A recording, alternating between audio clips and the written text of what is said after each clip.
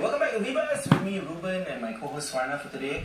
Now, you've probably noticed that in the last few, I would say, past couple of months, it's been raining cats and dogs literally every other day or every day, right? More so than earlier in the year.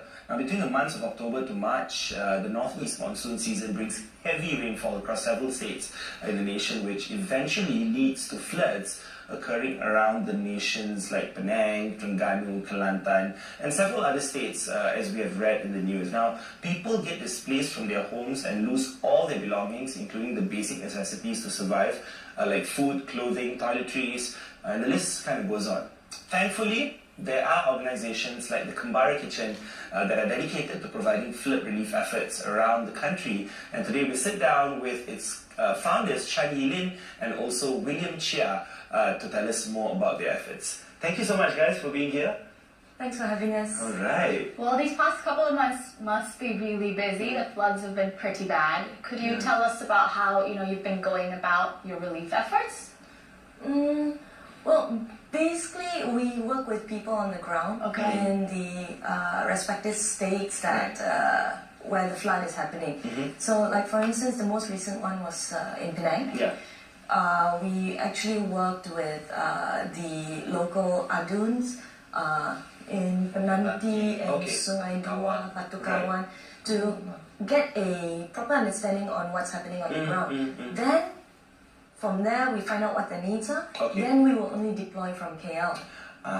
Yeah, if there's no need, we will not go. Understood. Yeah. Right, but from what I read about the efforts that you guys, were doing in Penang was the fact that you had to set up at a different location and then you had to prepare food that could last for longer periods of time. So tell us a little bit more about that process. You want to tell about actually, that? our That one? operations is more of an emergency kind of thing. Okay. Right? As what we do is our goal is to reach a particular spot. Okay. Once activated within 24 hours. Like in this particular case, on Sunday 12 p.m. we were informed of the need to be there. Okay. Given a location in Bukit Mertajam. Right. And by 5 a.m. the next day we were already there. So that's deployment within 16-17 hours. So what we have done is actually we have got a relief center concept.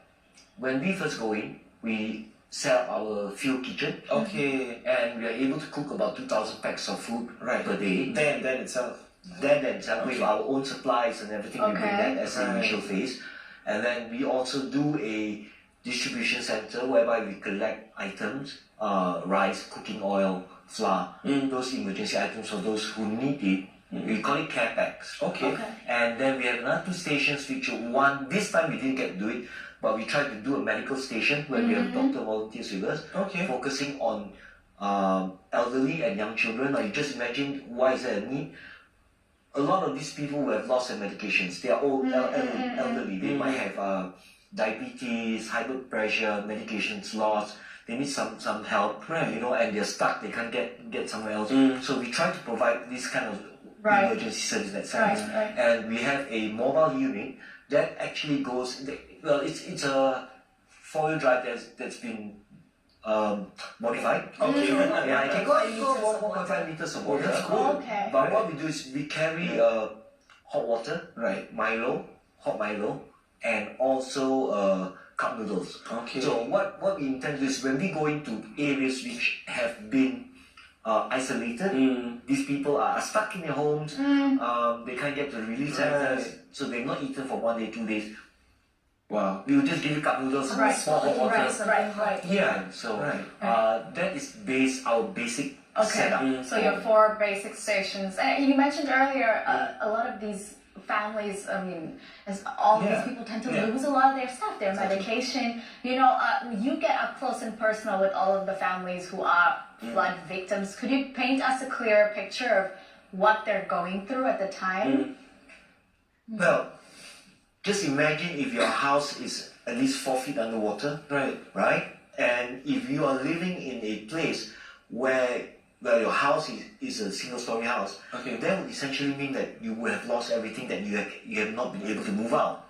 Now, for this particular flood in Penang, the water came in very fast.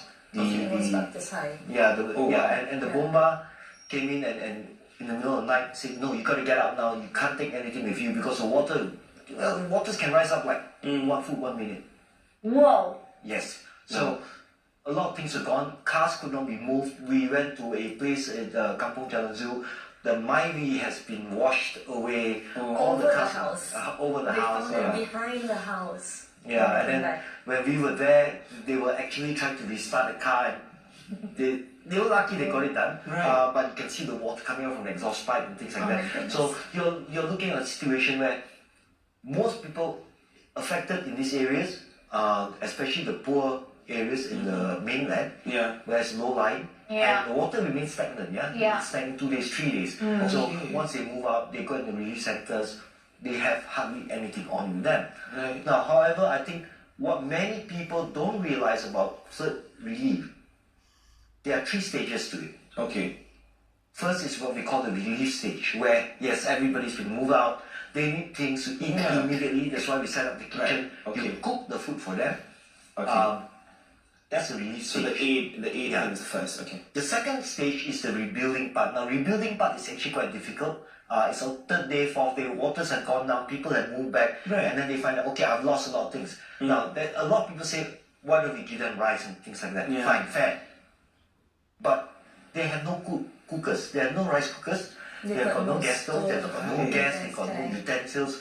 Well, some of them will still have the utensils, but not all. How will they cook? Exactly. So that's the rebuilding part. And the sad part is when this happens, many people will say the floods are the water has gone down, everything's fine, and donations don't come in anymore, support doesn't come in anymore, and that's when actually the most money is needed. Because the electrical equipment, they're not cheap. I mean, our second phase when we did with the Penang flood, only for about 300 families, we spent about 70,000 just on gas stove, tikar, because a lot of them were still sleeping on household floors.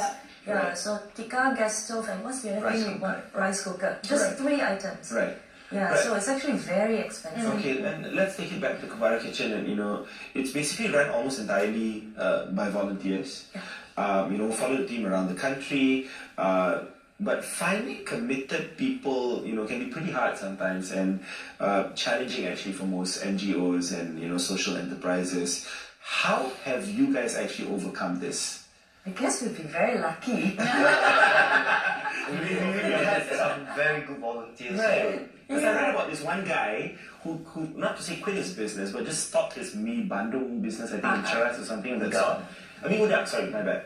And he left everything totally just to come and help. You should tell us about how you find people. They left Penang at about 6, 7 p.m. Went straight back to KL. Next day they had a very big catering order. Right, so you need God bless those who, help, obviously. I think our concept is, we are not an NGO. Okay. A lot of people mistake us for an NGO. No, we are not. We are a social enterprise. We are a company. We run a catering business. Right. Which means that volunteers are coming, there is no commitment that's required, there's no responsibility in the sense. You come in to help when you can help, when you feel like it, and if you enjoy yourself. We say there's no president, chairman, secretary, treasurer, you need to commit 1 year of your time to that. No. You come and whenever you're free, just come. But what do you look for in the volunteers? Nothing. Nothing actually. Until they enjoy. Basically, the thing is, we have a system in place. Now, everything can be picked up. When you think about cooking for 2,000 people at one shot, you think that's a lot of people. I need a lot of trained chefs and things like that. No, it depends on actually how we've set it up. For example, one of what our disaster menu, it's macaroni sardines. Right now, we think about how difficult is it to cook macaroni sardines? Now, if you say, I'm not sure whether you guys cook, but let's say I try, you try. Okay. So if you volunteer in for a really disaster, let's say I said both of you are going to start doing 500 packs of macaroni sardines. That's your job today. This is what you do. First, you boil water. Second, you count the number of macaroni packs that I'm telling you, packets.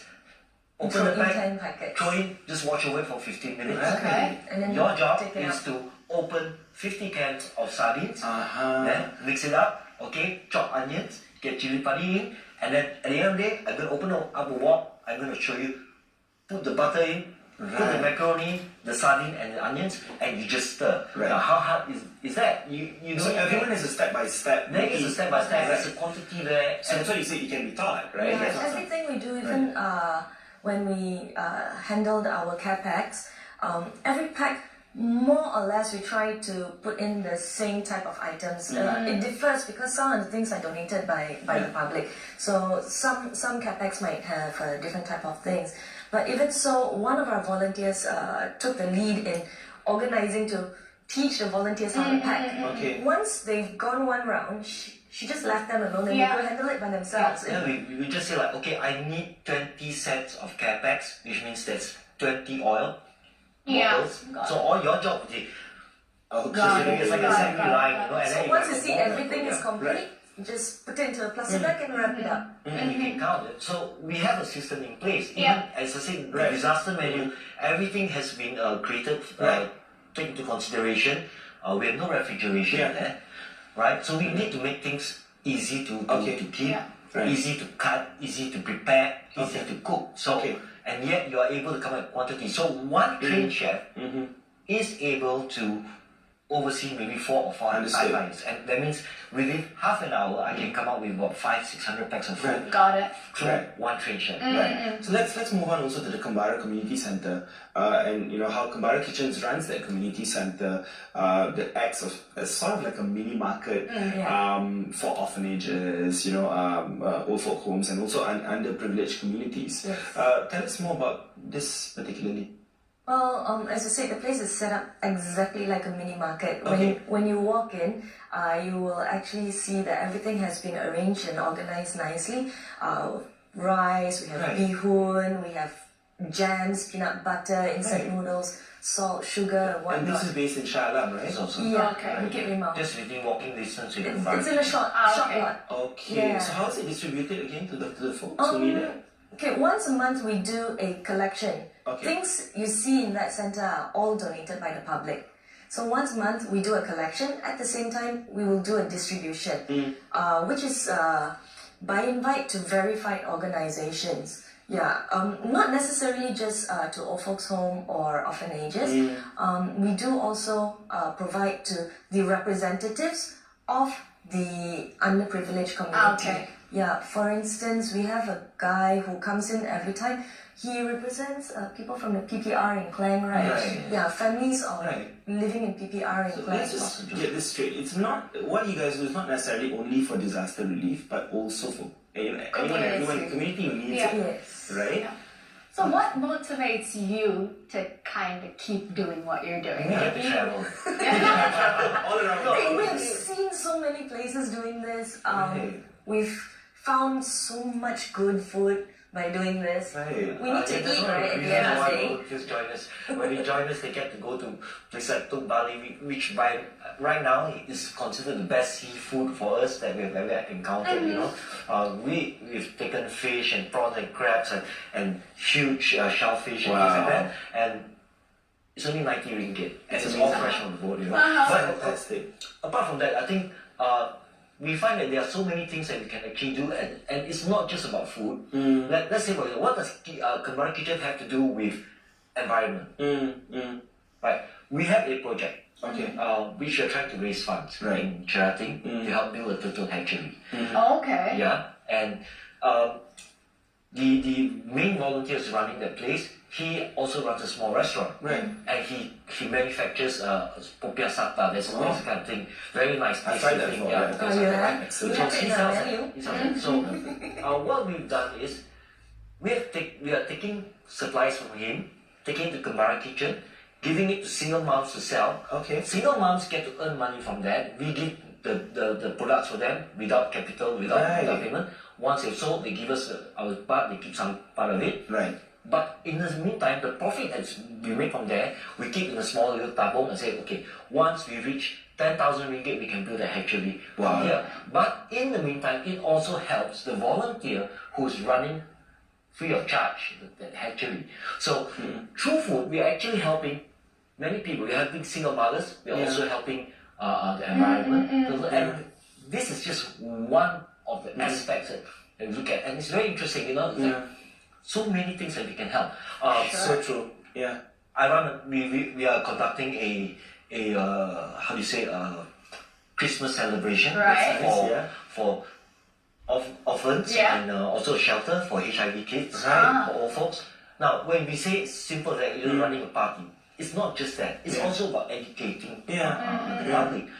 We've had a recent incident in which the venue organizer, when they found out that we are actually inviting HIV kids, they said, no, you didn't tell us they were HIV kids, so it's a problematic thing, you know. So, and we were like, okay, never mind. So I'll tell you what we'll do. We'll just uninvite them, and I'm going to hold my event in front of K3C, and then we're going to say, okay, look, we're going to set up canopies and whatever on the streets, fine.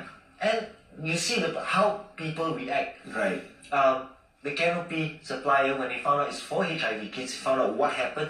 I'm going to sponsor all the canopies. You know, you've got that. And people saw that. And when you look at the people coming in, today we're talking about Malaysia. You know, people need to be more friendly with each other, less discrimination and things like that. These are the things we should do, which can actually help, because the kids that are coming, they are Christians, they're Muslims, they're Hindu homes, they're Chinese, Malays, Indians coming in to get in and say, look, we are not going to make issue out of that. People who are sponsoring are Muslims, they are Christians, they are Buddhists sponsoring for this. Exactly, it's all about the community spirit, something you guys are definitely championing. So thank you guys for doing what you do, and thank you again for coming on the show. Thank you so much for your time. We really appreciate despite your busy schedule, and we hope that you keep, you know, doing what you're doing and also, you know, helping people out there. Thank you so much. Thanks for having us. All right, and then, you know what? I think I've always known the true meaning of being one Malaysia, but I guess he said it and this is perfectly. Exactly, it's a truly Malaysian way of going about helping the community through food. So congratulations to everything that they've managed to achieve so far. I hope they really keep doing what they're doing. Anyway, guys, tomorrow on Vipas, the Lorry is a startup that offers on-demand cargo transportation services, and we sit down with one of its founders to find out the secret to this startup's success. Right, and as the holiday season is fast approaching, we sit down for a little refresher course on holiday etiquette with Puan Sri Ampika Eduket. And we also continue our feature on the TEDx Petaling Street. And this time we take a look at our conversation with light installation artist Jun Ong. Don't forget to keep writing to us at vibas@astro.com. Do keep up with us on our Instagram page at astroolivum at all times. Keep those feedbacks coming in, topics, questions, stuff like that. Once again, guys, my name is Sorna. My name is Ruben. It's bye-bye for now. Have a good night. Bye.